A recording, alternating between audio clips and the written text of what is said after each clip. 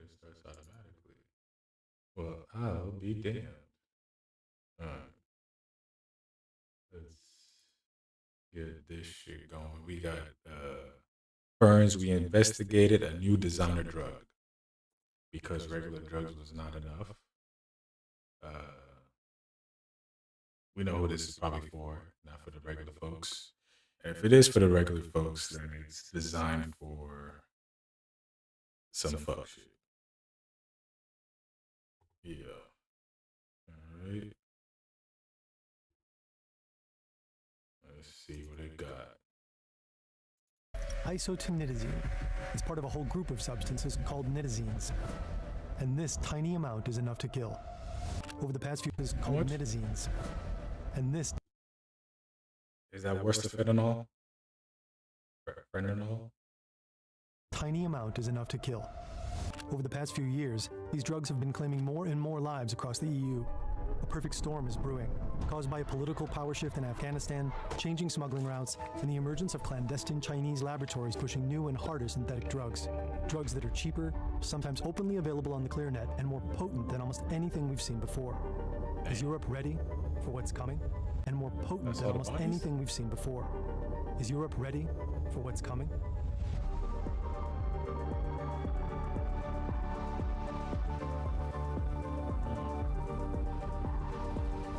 The visuals is always on point with that shit. The visuals is always on point with this shit.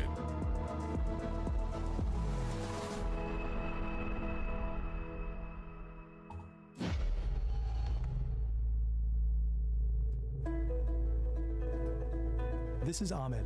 He's a fictional character based in a variety of reporting. And this is his farm, located in the northern Helmand region of Afghanistan. Got the solar power. I'm assuming the well, tractor. I hope that's a lake of something and not a pit. But all right, in the middle of the desert, I see you. See you, Ahmed. In a variety of. This is Ahmed. He's a fictional character based in a variety of reporting. And this is his farm, located in the northern Helmand region of Afghanistan. Like many others across the country, he settled a patch of desert. 10 years ago, 3 hectares cost him just $5,400.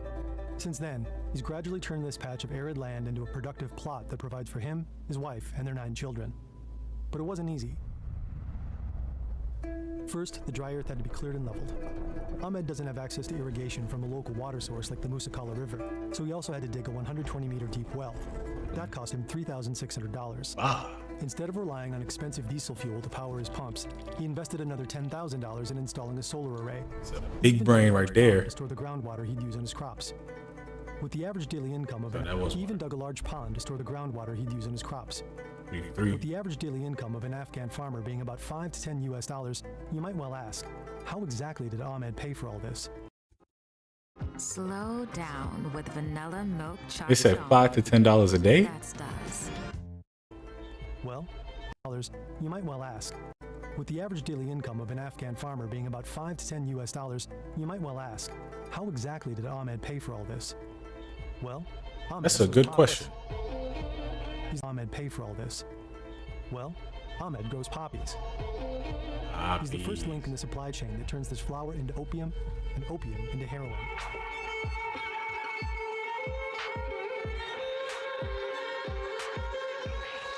Since 2003, Afghanistan has consistently produced 70% of the world's opium and up to 90% of Europe's supply. For farmers like Ahmed, it's essential for survival. Every year, he uses 2/3 of his plot to grow poppies. The rest he fills with just enough wheat to feed his family. Most years, his crop yields around 140 kilos of opium, including 20 kilos he can set aside for a rainy day. But that's all about to change.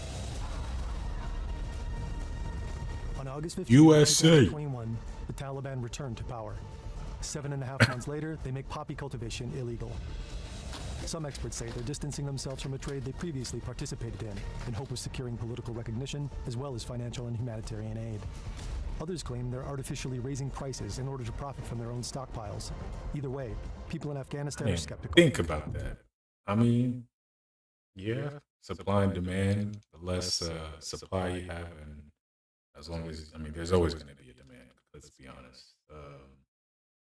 You're not going to stop people from wanting what it is they want. So if they're going to do it anyways, you might as well profit. Not that I agree with the tea, but I see the vision. If you don't have enough food in your house and your children are going hungry, what else will you do? If we grew wheat instead, we won't earn enough to survive. This isn't the first time the Taliban have done this. I mean, they can't just eat the wheat, or it's like it's going to expire and they gotta. No, because I mean, the wheat can stay for a minute, right? How long is it?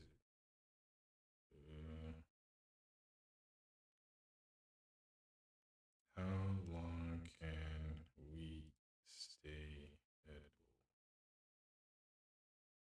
edible? 25 to 30 years? Oh, see it properly. Yeah. However, the shelf life of wheat drops drastically once it's processed or stored incorrectly.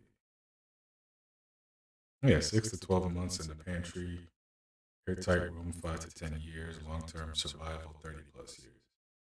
I mean, they could eat the wheat. After securing control of the majority of the country in 2000, they put a similar ban in place, resulting in a 90% reduction in opium cultivation in 2001. Within a year, the price for a kilo of dried opium skyrocketed from $30 to over $300, but the shortage didn't last. Instead, the United States invaded Afghanistan. The year after that, poppy cultivation bounced back. Having lived through the Taliban's previous rise to power, Ahmed, like many farmers, anticipated the ban. The total area used for poppy cultivation grows by 32%. Farmers are allowed to harvest and sell their opium before a full ban comes into effect. As a result, the 2022 crop is the third largest since records began. Opium stores swelled, including Ahmed's. By November, prices are as high as $475 per kilo. Farmers' income from opium sales triples. The UNODC, United Nations Office on Drugs and Crime, estimates that opiate stocks in Afghanistan total up to 13,200 tons that year. 60% is likely held by organized crime groups, with the rest belonging to farmers. All in all, it's probably enough to meet the demand for Afghan opiates until 2027. For Ahmed, that's plenty of time to wait for the ban to lift or loosen and for things to go back to normal.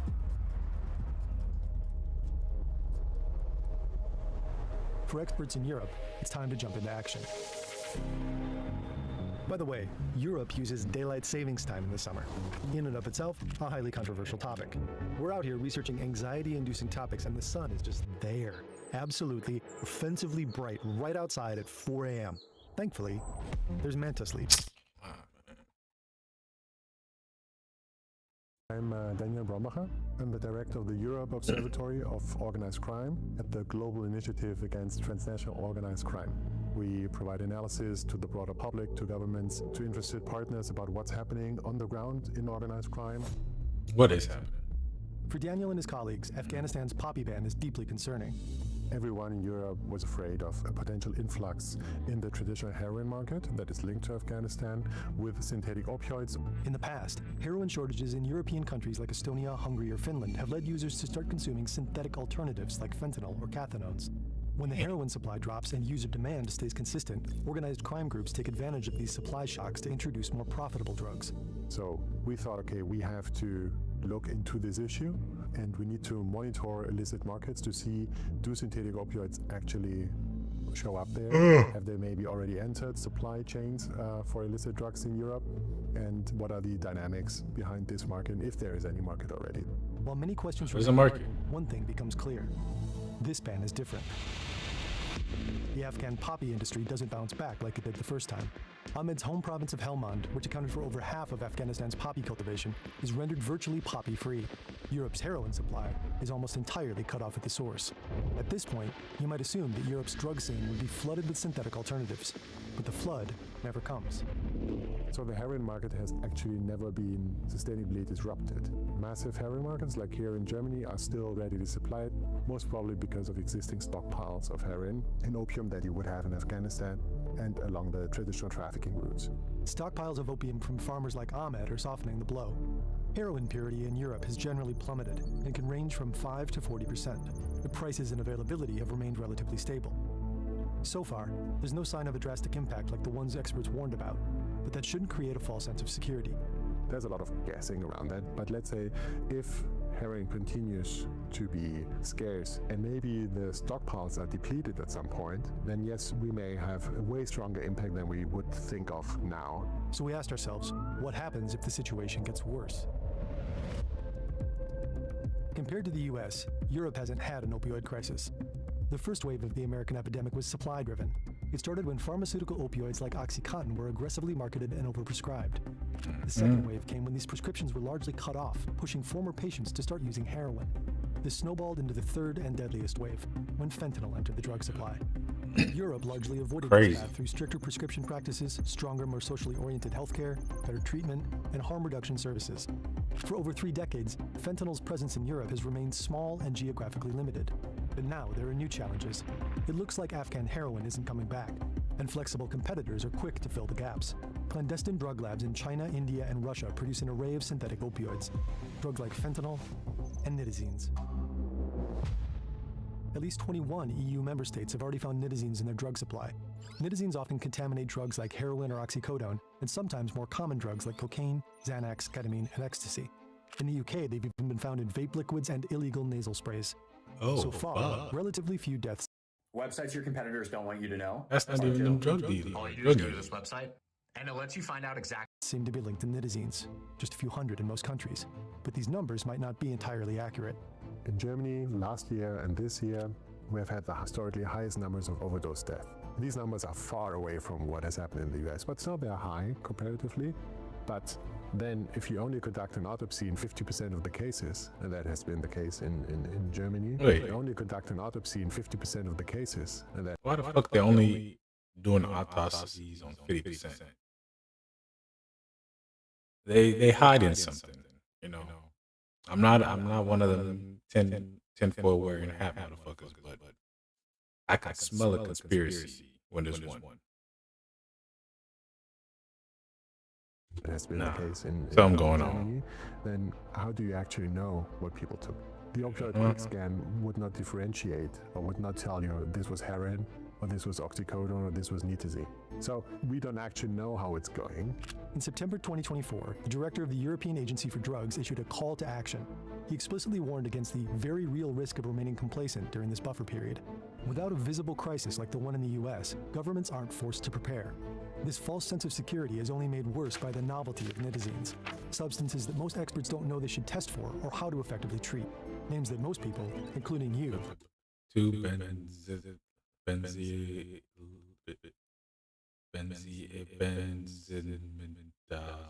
have probably never heard before this video. Drugs that seemingly came out of nowhere. Or did they?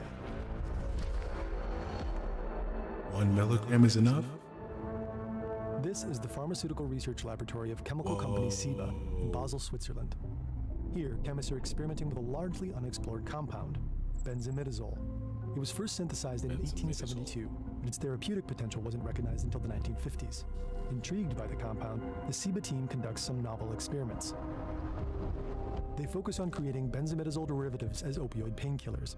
They take a benzimidazole ring as a scaffold and bind an ethylamine at its first position and a benzyl group at its second position. This way, they produce 2-benzyl benzimidazole. With only minor structural modifications to this scaffold, the chemists can produce a wide variety of analog substances. That means they each have a unique chemical structure, but potentially similar effects. The team has successfully synthesized a new class of opioids, broadly labeling them nitazines. But they quickly realize there's a problem. The chemists conduct a toxicity test. They test how many milligrams of morphine per kilo of body weight is needed to kill half a test population of mice. It's 200 milligrams. Then they conduct the same test using the nitazine compound. A 1 milligram dose does the job. The drug they've created is 200 times more potent than morphine and 5 to 10 times more potent than fentanyl. Some analysts. Oh, it's about to get critical. Oh, it's about to get critical. I remember when morphine was crazy. I remember when fentanyl was crazy. Nitazines? Hey, this is how they're going to depopulate us, right here. Analogs are over 40 times more potent. The team agrees that this extreme potency makes it especially difficult to dose. This leads to what the medical field calls a narrow therapeutic window. One small miscalculation and the patient can become addicted or die. Its unique chemical structure further complicates medical use as it behaves differently than other opioids. When certain analogs like isotonitazine degrade in the body, they release an active metabolic compound in the brain that's even more potent than the parent drug, meaning the drug's effects last an unusually long time and intensify before fading. But that's not all. The molecule unbinds very slowly from the opioid receptors in the brain. In turn, nitazines have a reduced sensitivity to life-saving drugs like naloxone. Naloxone is a compound typically used to reverse the effects of an opioid overdose. It does this by displacing the opioid molecule at the brain's receptors, and it's effective for morphine, heroin, and even fentanyl. But nitazines make this process mechanically difficult, and multiple doses are often required to stop someone from slipping back into overdose. Simply put, it's stronger, harder to treat, and it lasts much longer than other opioids. And wouldn't you know it, they're about to start going crazy with it. Niggas not using their brains. The scientists shelved the project. Nitazines are All never right, some approved people. for medical All right, use. I The spoke findings to were published in medical journals, which fade into scientific obscurity. History became legend. Legend became myth. And for 7 decades, nitazines passed out of all knowledge. Until At least 7 2018. decades. We were saying. Stop Give a nigga and time to be savor the born. strawberries. That's Daz. The opioid epidemic in the US has been fueled by an influx of precursor chemicals coming from China. They're usually transported to Mexico, where they're turned into fentanyl and smuggled over the border. Trump has blamed the Chinese government for the crisis and partially used it to justify higher and higher tariffs. They are doing that, yes. But they are paying right now a 20% tariff because of fentanyl based on. See, this is, like I said, it's ineffective. You're still going to have people that want it. So why not combat it by treating the people rather than going after China? Like, if you got people to wean off of it and feel like they need it less, then there's less demand. Hence, regardless of the supply, there's not going to be buyers. That would actually have an impact. But fuck your tariffs. The fact that they're sending fentanyl to Mexico and Canada. The CPC claims fentanyl is an America problem. 我们多次表明，芬太尼是美国的问题，不是中国的问题。 Some fentanyl analogs That's were banned because in China 2015, takes its and a more drug complete law. ban followed in 2019. The Chinese people That take year, China themselves added drugs fentanyl, its seriously. analogs, and a variety of precursor chemicals to their list of controlled substances as an act of good faith. On paper, this was a good move, but in practice, it meant that the companies making fentanyl were pushed into a perpetual cat-and-mouse game with the government. If they couldn't sell fentanyl anymore, they simply had to look for new, unregulated synthetic drugs. Yeah. This is a clandestine drug lab in Chengdu, China. These chemists are poking around in old medical journals trying to find new opioids they can synthesize. Eventually, they stumble on papers about nitazines, which tick all the boxes. It's a largely unheard of compound, it's easy to synthesize, and it's extremely potent. And more importantly, it's not yet banned by the government. They've struck synthetic gold. Within a few months, small packages of nitazine analogs start hitting countries all around the world. So just how easy is it to buy one of the most dangerous drugs on Earth? We wanted to find out. Warning, Show me. do not try this at home. Yeah, for scientific Stop purposes, and savor the strawberries. educational reasons. That's Daz. Step 1. Do 15 minutes of research to find an article that mentions online B2B marketplaces with potential listings from Chinese vendors selling nitazines. Step 2. Go to the B2B platform and search for nitazines. See that the listings with the keyword have been removed. Step 3. Search for knowing its common analog found on the street. Immediately find listings from multiple vendors. Step 4. Download Telegram and contact the number listed on the photo with the tag of nondescript drugs. Telegram. Step 5. Within 12 hours, get an answer. How much you want to buy? Smiley face. Clarify that you want to order a test sample and have it shipped to Europe. Step 6. Find out that it will cost $160, including shipping with either UPS, FedEx, or DHL. Step 7. Send them an address and pay with their link. Congratulations. You now bought one of the most powerful opioids in the world. And if by any chance your package is intercepted, there's a reshipment guarantee. 5 stars on the flag, 5 stars for Reshipment. Nah, these niggas have it down pat, bro. What? Oh yeah, nah. Yeah, we're not stopping the addicts. the customer service. We didn't do that last step, by the way, so the stuff never arrived. But we were casually offered kilos of isotonitazines by this vendor, enough to harm a lot of people. Europe seizes maybe 10 to 20 kilos a year, while at the same time we seize 400 tons of cocaine a year. That's a big difference. But still, with 10 kilos of nitazines, you could kill the whole city of Berlin. The kilo we could have bought easy peasy could theoretically kill well over 100,000 people. By 2025, the United Nations Office on Drugs and Crime was tracking 26 distinct nitazene analogs in 30 countries around the world. And just like fentanyl in the US, nitazines are likely here to stay, or they might be replaced by yet another novel substance as the game of cat and mouse continues. Substances are declared illegal, so labs look for new, unregulated alternatives. For organized crime groups, the upside of selling potent synthetics is simply too high. Trafficking 1 kilogram can be equivalent to trafficking 50 kilograms of heroin. Shipments automatically become smaller, which makes them easier to hide in the mail. And it's more than just logistics. Once criminal organizations invest in synthetic opioid infrastructure and expertise, economic logic suggests they won't go back to the less efficient, higher risk, and lower margin heroin trade. On top of that, synthetic opioid production isn't affected by agricultural vulnerabilities. No weather patterns, no growing seasons, no political instability in source countries. Production can happen year-round in clandestine laboratories, and you can set those up just about anywhere using precursor chemicals sourced from the global chemical industry. Even if the Taliban lifted their ban and Afghan opium production rebounded, the superior profitability of synthetics would likely win out. So, is Europe prepared? Fuck. Let's start with law enforcement. Currently, their focus is elsewhere. Cocaine was basically conquering all over Europe. So everyone was very afraid about cocaine. If you want to put it like briefly, you would say European law enforcement authorities were looking west, right? So where the cocaine's coming from, but not looking east, where opioids are coming from in heroin. Without bodies piling up because of synthetic opioids, there's little incentive for law enforcement to allocate significant resources to stop them. And when you Little incentive. 1 milligram. That's all it takes. The 2-benzopyrrolol. Alright? The nitazines. Worse than fent. Worse than heroin. Worse than cocaine. And just because niggas have not died yet, they're not taking it seriously.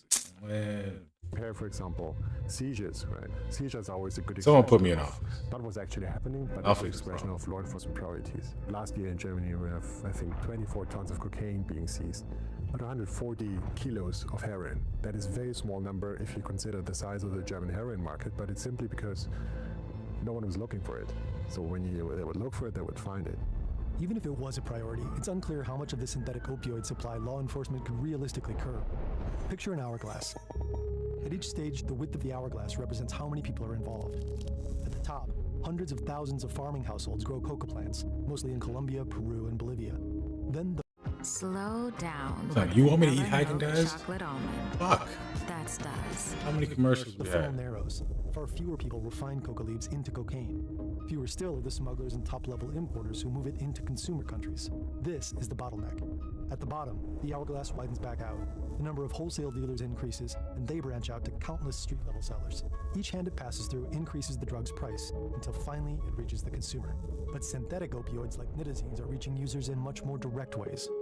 It's important to understand that this is not the traditional organized crime you may have in mind, running this market with synthetic opioids. You can just This buy is it not like on the website. Blaneta or Mexican cartels or Colombian cartels. This is mostly an online phenomenon. So And this you can market get it only guaranteed. becomes physical the moment Not it reimbursement. but reaches the You can user. get the package if it gets It's seized. shockingly easy to order these substances online, so easy that it flattens the supply chain almost entirely.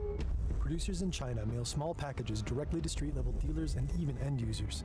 When basically the whole supply is coming by mailing shipment somewhere from China within millions keeps of it parcels cheap, coming direct, from China every day allows to them to do Europe, that. and you're looking for what, like 100 grams of fentanyl or God. even a kilo of nitazines, it's impossible. This also means that doors open to an entirely new kind of end user.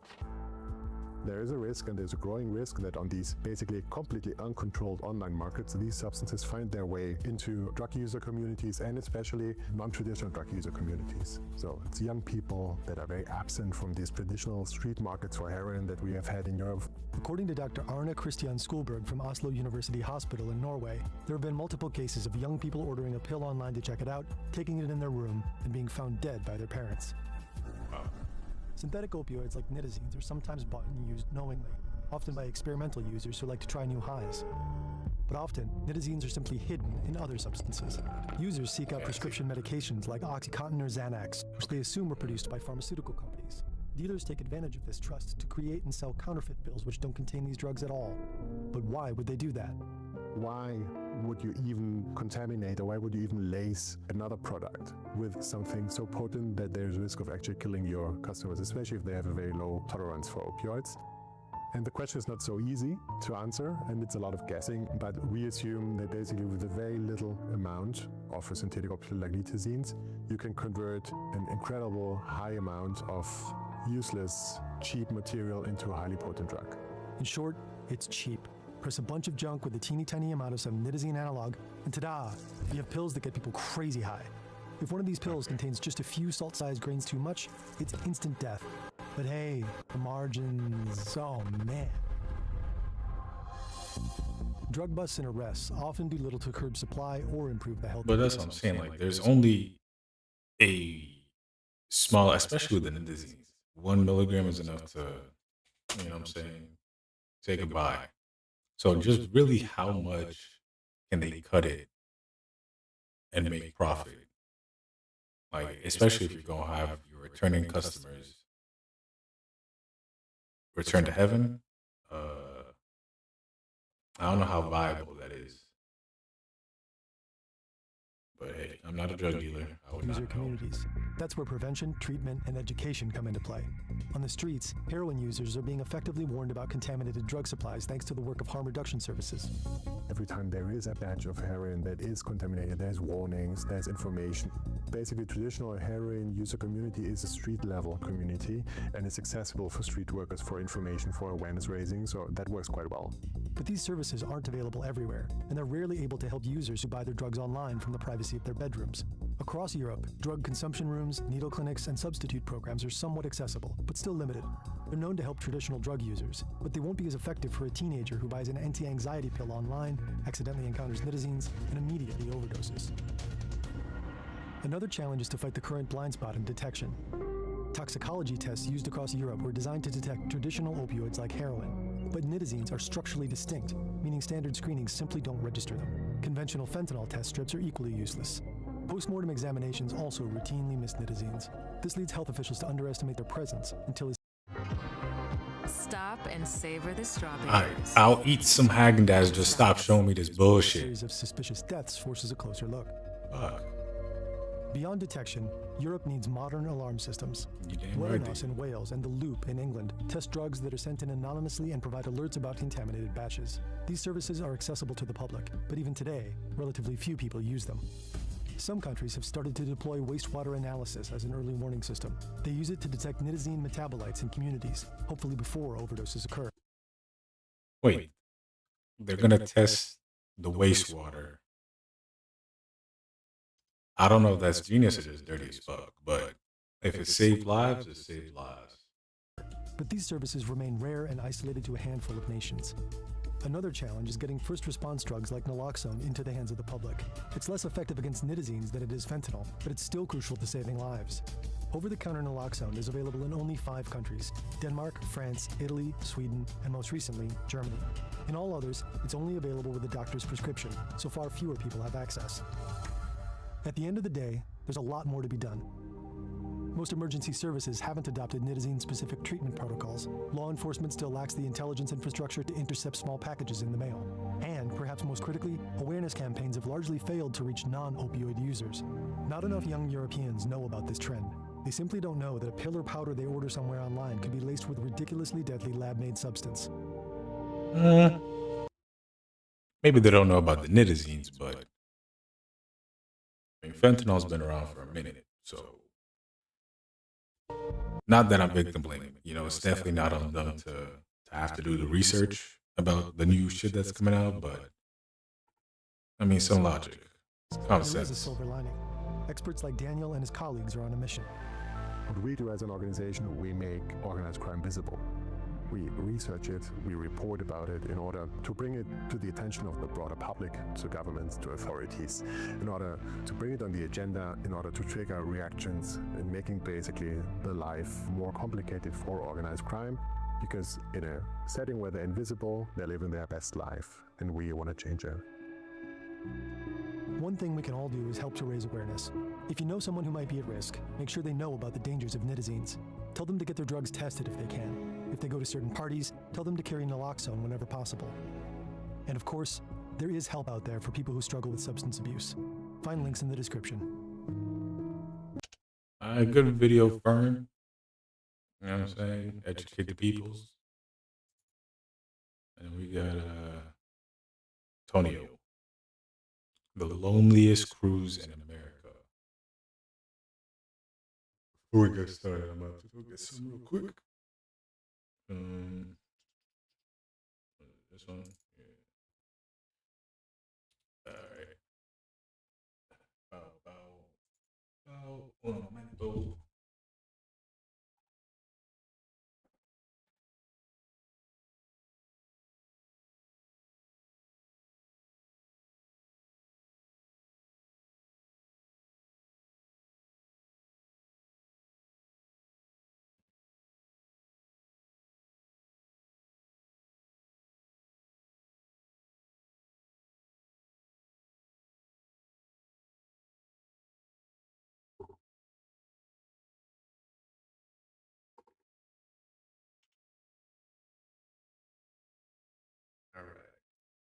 All right. What else is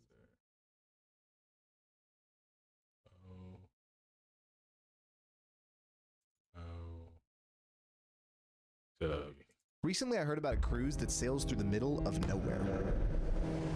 Where am I right now? It travels through freezing waters into remote wilderness with no one around for hundreds of miles. And I'm gonna take it because I want to see what it's like and ultimately find out. Can I still have a good time even if I'm in the middle of nowhere? Cruise ship, my boy. Wow. When most people take a cruise, they head straight for the tropical waters of the Caribbean, the Mediterranean, Hawaii. I don't know why I said Hawaii like that. My point is, they go tropical, but not me. Ladies and gentlemen, your boy's taking this cruise all the way to Alaska. Hungry bears, big mountains, very lonely. Some good ass drone shot. See, right now we are docked in the great city of Seattle, but in a few short hours, we're going to be in the lonely, remote waters of Alaska. We're more likely to see a bear here than a person. It's adventure time, my friends. While I'm on board, I want to look into 4 main areas: the room, the food and dining, the excursions, and the activities. But before I can get into any of that, first things first, I gotta find my room.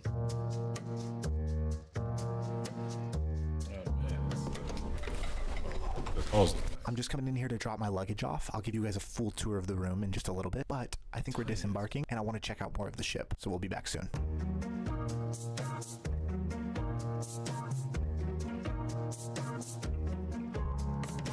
Alright guys, that's Seattle way off behind me. We have officially disembarked. That means the journey is underway. It looks like we got some crazy weather coming. Hopefully it passes us, but right now it looks like we're going directly towards it. And it's just raining just a little bit. It's so funny being on a cruise and wearing these kind of clothes. Everyone's bundled up right now. But why don't we take this opportunity to give you guys a little bit of a better picture of what this ship looks like. Let's do it. The ship I'm sailing on is the Norwegian Bliss. And outside, despite it being cold, they have not one heated water slide, but 2.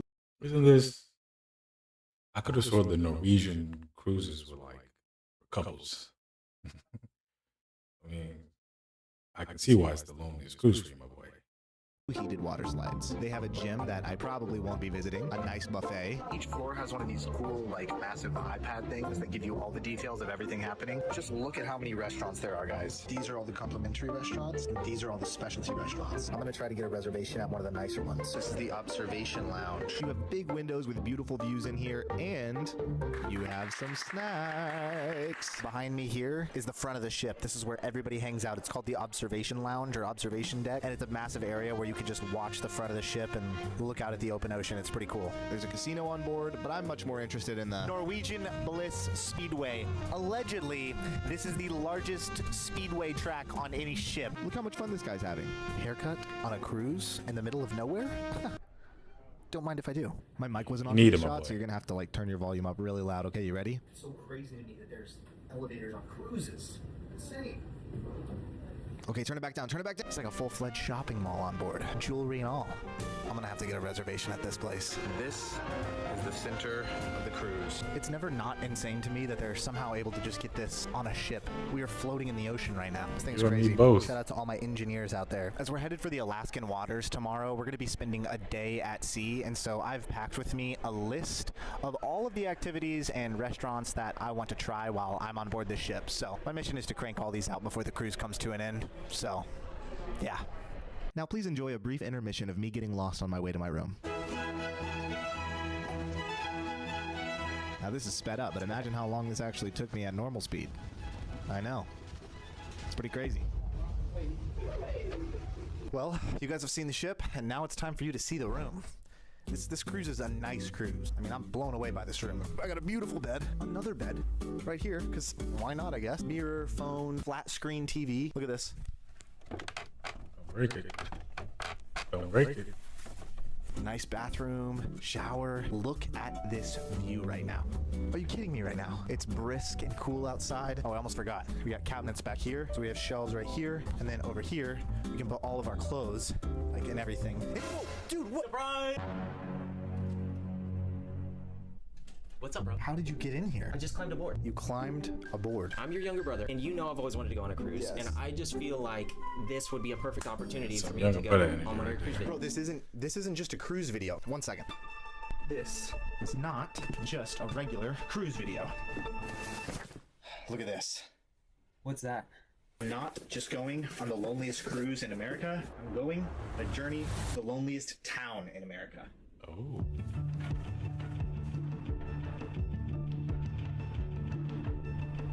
So the journey starts right now on this cruise that we're taking all the way from Seattle to Alaska. But that's just the beginning, because once we get to Alaska, the journey continues until we reach the loneliest town in America. I'm bringing these guys with me. That is, if you guys are down, of course. Because what that means Shit, is I'm down. be uploading every single week right here on this channel until I reach the loneliest town in America. So it's like a series? The loneliest series.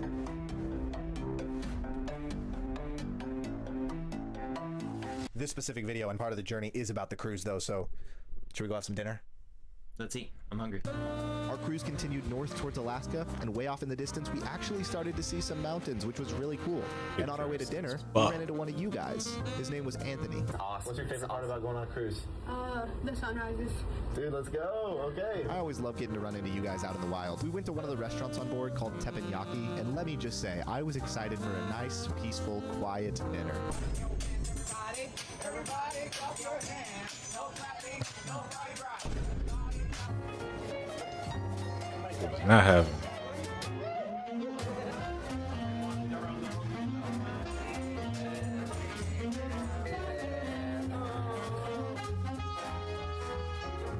All right, bro, what do we rate this place? I would give that meal, teppanyaki, a 7 out of 10. The hibachi chef was hilarious. He was singing the whole time, and I feel like it just made the experience. Totally agree. All right, time to go get some shut-eye because we got a big day tomorrow.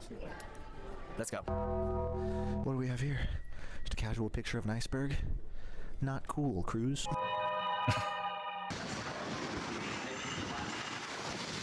Before going to bed, I wanted to come and check it out here. It's chilly. It is chilly out here, folks. I guess that must mean one thing, which is that we are making it closer and closer to Alaska.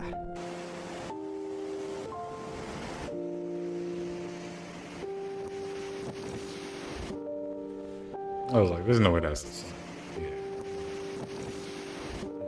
Drop it.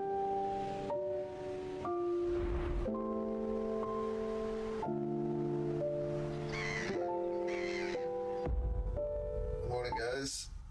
Day 2. I think we're in the open ocean right now.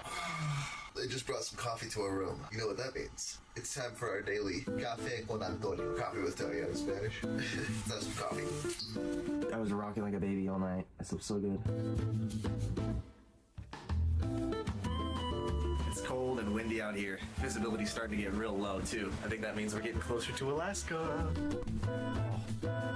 Woo! Good morning, everyone. If you're watching this in the morning, I hope you're enjoying a nice cup of joe. Slept impeccable last night. And then just a few minutes ago, I'm pretty sure I saw some whales. No way! First sign of sea life already. Look at where we are on the map. I'll show you on my state-of-the-art flat screen TV. That's where we are now. We're going all the way up here. So we're about to cross this stretch of sea. I won't be able to see much land. The waters are getting lonelier and lonelier. Let me tell you the plan for today while we're at sea. I want to complete my activity list. But first, I'm gonna shower. I don't know what kind of shower tech this is, but threw me off for a second. I made my way up to the deck to try to find some food and then hopefully complete some of my activity list. I hope you're enjoying the cruise adventure as much as I'm enjoying making it. See, one of my goals for 2026 has been getting smarter with money, and that's where the sponsor of this video comes in, Chime. Cruise. It's funny because on a normal cruise there would be people lounging and sunbathing out in the pool, but this is an Alaskan cruise and it's cold outside, so right it is. Everybody's kind of bundled up and just using this to get from one destination to the next. The American diner is where we're going to be eating. Before we completed our activity list, we got another coffee, some nachos, a milkshake, a burger, and fueled up on all this complimentary food. Know that heading bad to our first activity, destroyed. the Speedway. Especially after this shit. How is this on a cruise ship? Hey, look, guys, it's Anthony from earlier. Let's go, bro. I stepped on the scale. I'm not telling any of you how much I weigh. Threw on a ski mask, and right before I was about to get in the cart, It just started raining, so they shut the track down. Update, guys. Literally every single activity is closed right now because it is raining / sleeting. And I guess that means we're slowly getting closer to Alaska. So I'm gonna try to figure out what to do next. It's all just part of going on a cruise to Alaska, I guess. How you feeling? I'm cold, but I'm vibing. It's so cozy on the ship. Might have to hop in the bubble tub. I'm chilly up top. Alright, it's like 50 degrees outside, little misty, little rainy. Check it out. That would be a It's so vibe. weird being on a Okay. cruise. You can tell that we are getting more and more north, closer and closer to Alaska, because it's just getting mistier, it's getting colder, and it feels kind of eerie if you think about the fact that I'm in a hot tub right now, in the middle of the ocean, and I can't see anything past like a couple hundred yards. So crazy. It's crazy, dude. I feel like the Flying Dutchman is getting ready to pull up here in just a minute.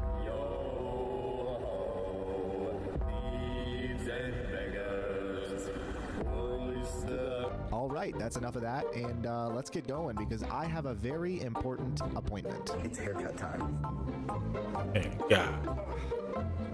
It's weird because I'm in the haircut chair and I can feel the boat rocking back and forth.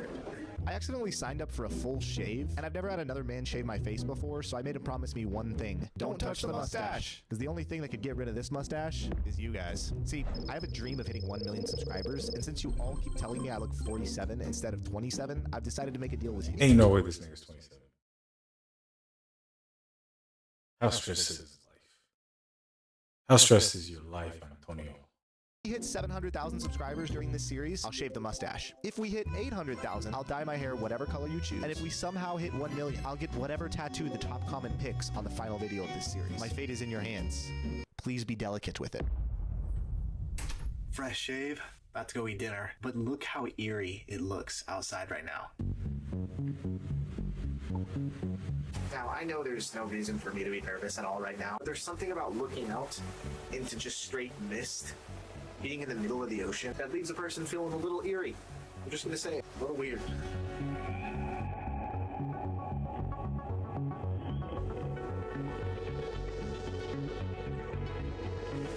After that dramatic sequence, why don't we have some dinner, shall we?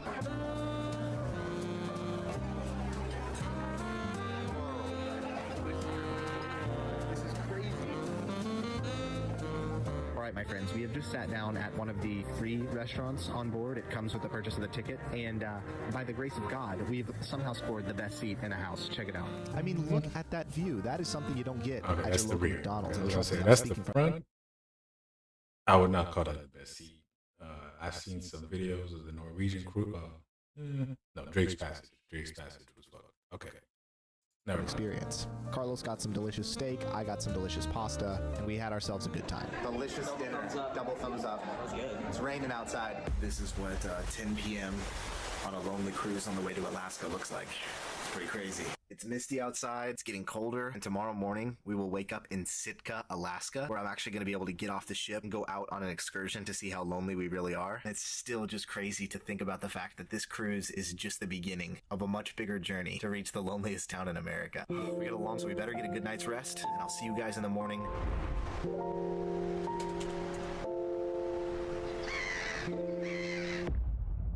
Land ho, ladies and gentlemen, and we're going out to explore it. But first, you know what time it is. Café con Antonio. Let's go.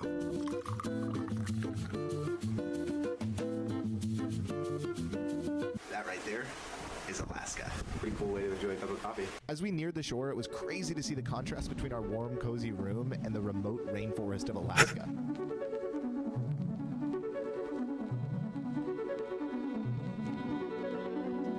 Maybe the Norwegian cruises. Getting more and more north. It might be these tough. Islands feel like super isolated. It's pretty cold outside as well.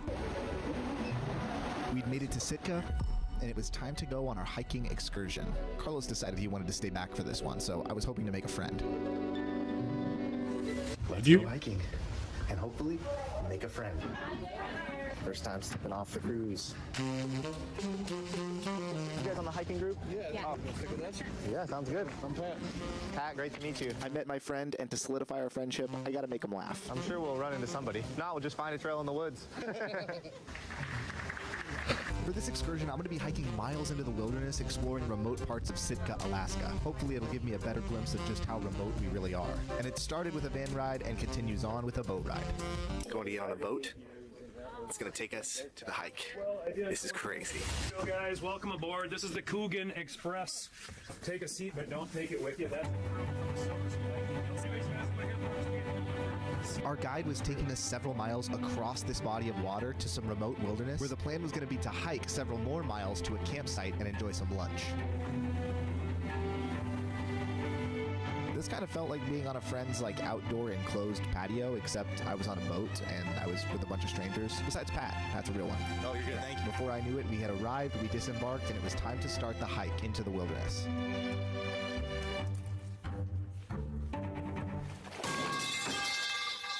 Hike's off to a great start. Let's go. Well, that was our only way out of here, and despite having one guide still with us, I couldn't help but feel a little nervous that if something happened all the way out here, we were cooked.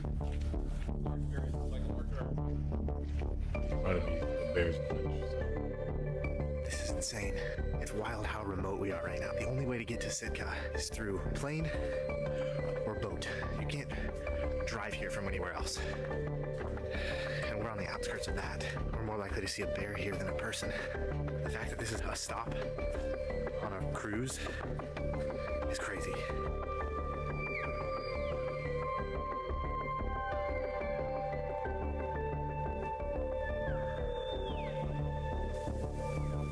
I asked someone to take a video of me, which always feels just kind of like a weird ask, because it's like, what do you do when someone's filming you, you know what I mean? This whole area is a rainforest and literally everything is wet, and my camera is not waterproof, so I have to make sure it does not get wet. After walking a little further, we saw our first sign of bears. See, they've been scratching all the way up there. So that's what they do. They come here and they scratch the trees, and it leaves their scent behind. They can sniff and see who else has been in the neighborhood. Made it to the camp. The camp was super cozy. When we got there, there was a fire going, and everyone just kind of sat down and chilled out. All right, my friends, we have just made it to our campsite where we're going to be chilling for a sec, having some lunch. Met some great people along the way. Excited to share a meal with them. It's crazy that a typical cruise will just take you to a place like this. And to think that this isn't even that remote compared to the town I'm trying to ultimately get to during this series. Crazy. I'm going to go have some lunch with my new friends. And while I do, I'm going to keep on the lookout for two things. Grizzly bears and Luke from the Outdoor Boys. Let's do it. It had only been a few hours, but this excursion was already awesome. We all sat down by the fire and hung out and told stories. And then Pat came out by the pond with me to take a video of me fishing, but then just accidentally ended up taking a video of himself for a really long time. Well done. But eventually he flipped it around. There you go. And despite Pat's encouragement, I didn't catch anything besides seaweed. But then I found something crazy in the forest. Guys, you got to check out what I just found back here. What you find from here? I found this sick hat sitting under a tree. Okay, I just lied to you. I designed this hat. my life where I felt incredibly lonely, and it was so hard. There were times where it just kind of felt hopeless. But now I'm through that season of my life, and I'm on the other side of it, and I've got to experience just how special and joy-filled that life can be. So I guess the message of this series is that you may feel lonely, just like I did, but you are not alone. I'm with you, we're with you, and there are people who desperately need you in their life, so just keep going. Like I said, I found these hats hidden in the forest. If you align with that message and you want to rep it, there's a link in my description where you can get one. I love you guys. And always remember, you're not alone. All right, I'm gonna go. I know, like, you know, you could pull into a little bay like this and not see another person for a long time. Years even, you know. Here comes our boat. It's my boy Doug. Took care of us. Yeah, that is definitely Riley. There's Riley. And there he was. 2 tons of metal flying at you at lightning speed. It was Captain Riley. It was a bittersweet goodbye to Pat and all my other new friends, but the cruise welcomed me with a dance and a song, which was kind of cool. It made me feel really special. And before I knew it, we were leaving Sitka and headed even more north. Goodbye, Sitka. Dinner time. Wait, I was gone for like 7 hours. What was Carlos doing that whole time? I'm getting a little cooped up. I've been scrolling reels for about 45 minutes. I gotta get out. I gotta go do something, so. I'm getting a little hungry right now, and I think it's time to go get something to eat. This is what it's like. Crab and chowder. Let's go. All right, so this is what we're working with here. Well, I'm glad he had fun, I guess. It's time for dinner at the nicest restaurant on board. Considering this was our final night, I was really excited to just sit back and enjoy a nice meal, and let me tell you, it did not disappoint, my friends.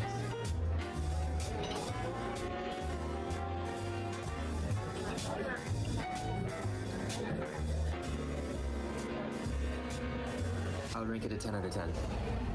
All right, my friends, it's time to go to Good bed. ass.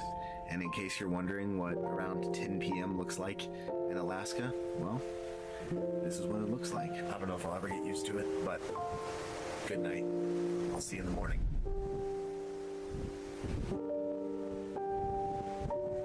Good morning, guys. It's 5:30 in the morning. Carlos is asleep. I think it's really pretty outside.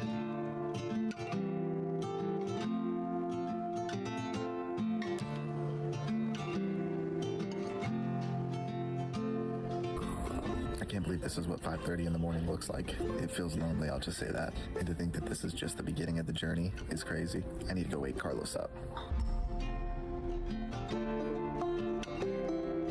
Goodbye, cruise. Ladies and gentlemen, we have made it all the way to Juneau, Alaska. I'm shocked. It's so isolated. It's so quiet here. There's our cruise ship behind us. She's looking pretty. This is officially as far as this cruise is going to be taking us. From our room, to the food, to the activities and the excursions. This thing was an incredible experience. And in a normal video, we would end it there. And I'd say see you in the next one. But this isn't a normal video, ladies and gentlemen. This is just phase 1 of a much longer journey to reach the loneliest town in America. Let me look at my map real quick. We can mark the cruise part off the list, but we're going much further north than Juneau, ladies and gentlemen. We're about to hop on a flight, start phase 2 of our journey to the loneliest town. And I can't spoil much, but what I can say is this. I hope you packed a tent and a sleeping bag. I didn't. Good ass video, man. Good ass fucking video, man. Alright, well, I think that's enough of this little ass test. I'm gonna check back in later.